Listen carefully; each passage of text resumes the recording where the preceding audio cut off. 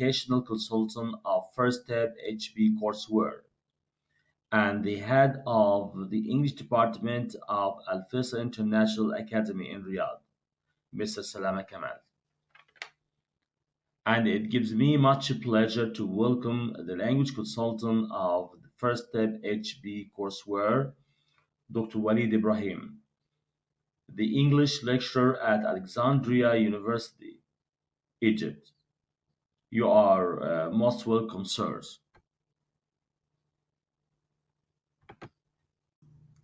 Hi, Mr. Salama.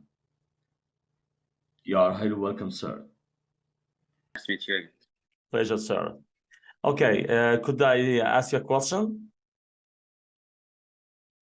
Sure. Yes, thank you. Are the English courses published by the brand publishers employing and making a correct use of the natural order of the four learning skills in order to teach English as a second language? The curriculum we are using, most of the curriculum that we are using are directly planned and organized and directed to the, let's say, the native speakers, the first language students. I mean that when you go through most of the curriculum that we are dealing with, they consider it directed to the students who have already got the background from their families and they live in a society that's using the first language is English. So they concentrate on the sides like grammar, building grammar knowledge, and practicing reading and writing, such things like that. They do not focus on teaching or building the skill of listening and speaking, because they consider the students are already being dealt with in, let's say, at home in that, or in the society. If they go anywhere, they can just listen and speak automatically or naturally. So the challenge or the problem in most of the let's say in the Middle East countries, that they are dealing with the courses that are directly taught in US or in UK, and they forget about, or not forget, they do not focus on the skill of listening and speaking. And when you deal with the Middle East students, most of them, even in the international schools, you can find them focusing on the grammar, drama, reading, preparing students for international exams like IG exams or SAT exams. But when you come to the skills of listening and speaking, most of the students, they will say that, yes, we are very good in listening and speaking because we are watching videos, we're following movies or such things like that. But the curriculum itself, you cannot find something directly speaking about listening and speaking. In our course, we build up the listening and speaking, as you mentioned, that we work on building up these two skills via listening to some songs, watching movies, or just the video like that. So that's it. It's okay. It's nice. I said that. I saw that from the beginning, from scratch, as when you started discussing the idea with me, that and the steps that you have taken and the progress that you have done in this field.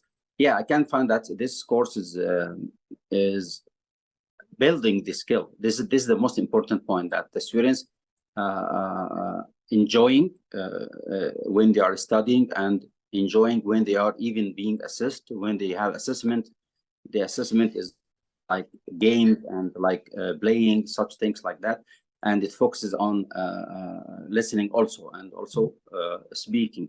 So from all of this, I have seen many exercises and units in your curriculum. I can find it's good way, and I think you have maybe tried that with some students in actual life, and I think it matches the needs of the kids, the students who are starting dealing with the language from scratch. So this is a very practical and enjoyable way to teach them also. Yeah. Appreciate it, Mr. Appreciate it. Thank you so much. Hi, Dr. Walid. I would like to ask you the same question. Are the English courses published by the brand publishers employing and making a correct use of the natural order of the 4 learning skills in order to teach English as a second language? Thank you. Dr. Walid, mic is yours. Yeah. According or adding more and building up on your professional experience, Mr. Salama, I may add something that most of the course books and textbooks that are dealing with English as a foreign language or with English as a second language are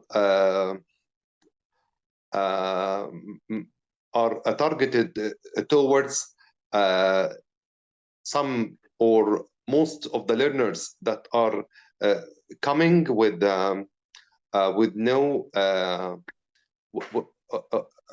no background in English.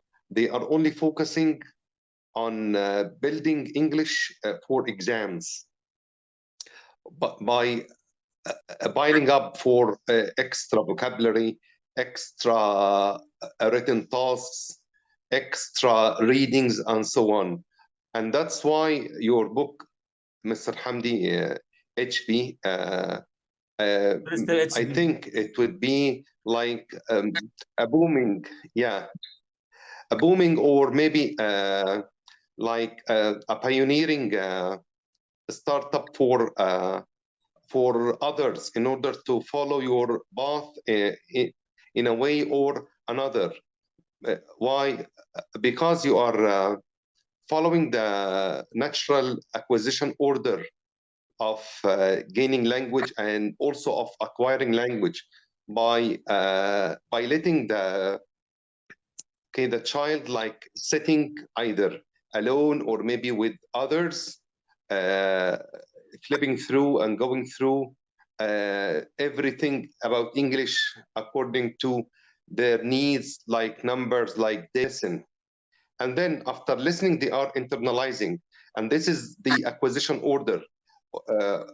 Yes, when a child or a learner, if we are mentioning a learner of the second language or of a foreign language one, he should or one should internalize and having like activities are done in a natural like manner. Sounds great. And that's what I think that the shortcomings of the other syllabi, now we are making like offering like a remedial courseware. Okay, your presentation, your content is like to remedy what were maybe done like an abusing learners by making a lot of burdens on their shoulders by reading and writing. Appreciate your attendance. Wallahi, fruitful discussion and fruitful meeting too. And have a nice evening with all your families.